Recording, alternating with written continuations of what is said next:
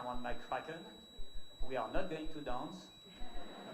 The story started 3 years and a half ago in May 2001 when Gurina Chadha and Paul Mayeda-Berges came to see us with the idea of turning Jane Austen classic Pride and Prejudice into a Bollywood musical. We fell in love with the idea, we said yes, we want to develop it. They went off to write a screenplay. Then Gurina made a worldwide hit with Bend It Like Beckham. And here we are today, a fairly short time after the beginning, actually, given the history of cinema and how much time movies take to make. Before passing the microphone, a last word for Miramax, who are distributing our film in the US and who have been fantastic partners in business and creatively. Thank you. Thank you very much. I would also like to thank our regular film financing partners, the UK Film Council, Ingenious Media, and Société Générale. I should also thank the British government as well, because they, through the lottery and through tax breaks, have proved a great supporter of British filmmaking, and particularly innovative voices in cinema. And there is possibly no more innovative a voice than that of the director of Pride and Prejudice. It's with great pleasure that I would like to introduce to you the hugely talented and irrepressible Gurinder Chadha. I'm absolutely delighted to be here at the London Palladium, and I'm thrilled because so many of my family are here from all corners of the world. And you'll know who they are because they've all got food in their pockets. Obviously, after Bend It Like Beckham, there's so much expectation. But this is an altogether different film. A British film, of course, with a nod to Bollywood. But as we started making the film, you know, instinct takes over. So it's really become a tribute to, I think, all the musicals that I ever grew up with. So whilst it is Bollywood, there's certainly a healthy dose of Fiddler on the Roof in there, and Oliver, and West Side Story, and all the rest of it. So I hope you enjoy it, and I'm delighted that so many of the cast are here. So I'm bringing on Nitin Ganetra, Indira Verma, Bonnie Guy, Martin Henderson, Miss Ashwarya Rai,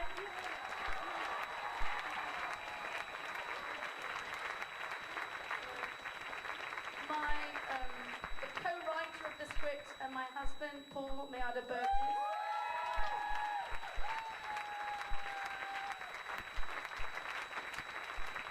And the irrepressible, who, without our character, Mr. Kohli, would not be, our producer, Deepak Nair. They promised me an entrance in the car. I don't know what happened here. You know, 2.5 years ago when Gurinder and I started this movie, knowing my obsession for one thing, she gave me a gift. This. I wonder what she was thinking 2.5 years ago. But it's been a wonderful journey with this wonderful cast and the crew sitting up there. Even though most of them thought I was being cheap while making this movie. But he had a great fun. I thank them all for being here, for doing this movie. I'd like to thank my partners who joined us this movie, in financing this movie. Miramax, Harvey Weinstein, he was always there. He was just always there. You know. Ingenious, UK Film Council, and Pathé.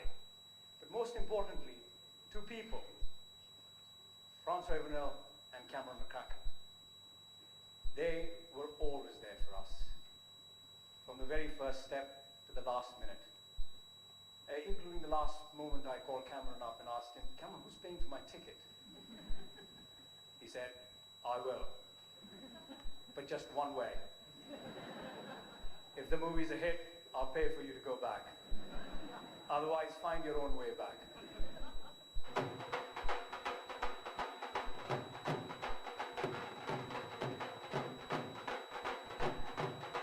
which is a bit obvious, but we, by putting in the LED star signs, also being able to take the moon away, put the sun up, and bring in the rays, and then bring in the heat and the atmosphere. I wanted to get across the heat and the intensity of Goa. For no particular reason, like the stage, we'd built a stage, we'd done the drawings, everyone had looked at it, gone yes, yes, yes, yes, yes. But at 8 o'clock the night before filming, the following afternoon, we had to double the side of the stage, which is like in anywhere else, like Bombay, Delhi, London. It's not a problem because materials are readily available. It's some black lino, so we've got to double the side of the stage. Now we don't really have time to repaint the floor and fill it and do all that stuff, which we had been doing. Could you get some black floor, just some lino or something shiny black, or anything black that's flat, rubber or something? By 3 o'clock and 2:30 in the afternoon, it was obvious there was nothing like that in the area at all. 3 weeks ordering from Mumbai, maybe we'll get it. So roaring, filling it in, trying to paint it, get a bit of a varnish to spray it. As the sun was going down and and then the humidity came up, so it was never going to dry, and improvising polythene, people skidding everywhere. When we open up on that scene now and you see the sort of the moon and Ashanti in silhouette and the sort of ripply blue thing, it almost looks intentional, which it was actually. Design, darling, you can't beat it. Makeup artist. That means you've obviously read the script, met all the actors and create all the characters the way they should look to make them look the characters that they're playing and the way Gorinda, our director, wants them to look. Basically, there's a hairdresser and myself and costume designer. And once we've read the script and we know what the characters, the lines of the characters and things are, we sit with the director. She discusses the costumes, colours, different kinds of personalities that the people have.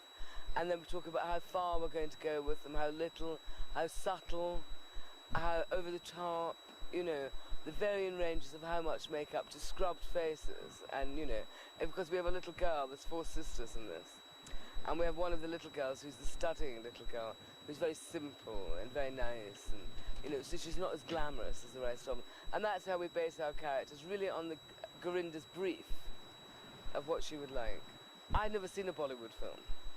And because this is an American company, really, and a British company, with India as well, and an Indian company making a Bollywood film, but they didn't want it totally Bollywood, because that can be the makeup, and it's very, almost fantasy.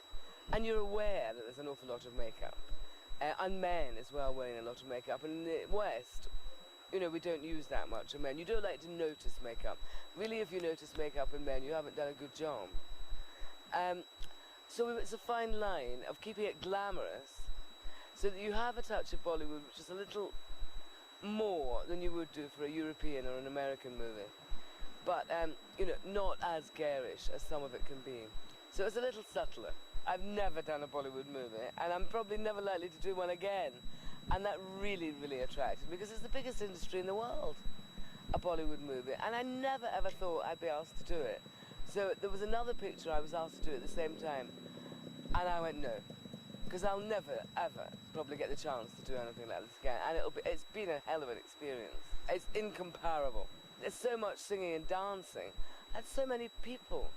We've got 1,000 extras, and we've got all sorts of different little characters, fish sellers and fortune tellers and eunuchs, marvellous sort of street traders. There's 1,000 people plus all our cast, all singing and dancing at one point, and lots of them will have to get little details and things done to them, so I think that'll be pretty hectic and challenging. This country is so populated. To queue up and go to the movies is a complete fantasy thing. I mean, we go to see art and real life and kitchen sink dramas.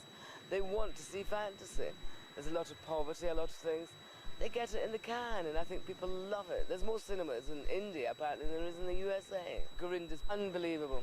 She's a real hands-on director. She's not airy-fairy, arty-fart. She just says what she means what she says. You get a bollocking if you don't get it done. Everybody loves her. And I think she's a very talented woman. God, she's sort of written it, directed it. Great energy and love for it. She's a one-off, I think. It's always difficult at the beginning of a picture, people's likes and their dislikes and all the rest of it. And I think it was hard for a lot of the Indian cast coming to Britain and staying. We filmed in Britain for 8 weeks in London. They missed their comforts of home and they had to get used to all of us. And we had to get used to them. And for makeup departments, there's different skin tones to realise, Indian cameraman and things. But I think now we're just one big happy family. That Gurinder has called you. So I went to see her. She was very nice in the first meeting. We just took up, it was like a rapport between us, and we understood each other very well. I enjoyed doing this movie. Gurinder is very precise, very particular what she wants. She has her decisions made, and you try to tell her this is not right, she'll say this is what I want, because it's nothing to do with Bollywood. It's been incredible working with Saroj because our whole thing again is about combining what's the best of Bollywood and the best of what's, you know, kind of classic Western storytelling. And Saroj has been fantastic because she knows that world so well, and her movements are incredibly expressive, and she has a whole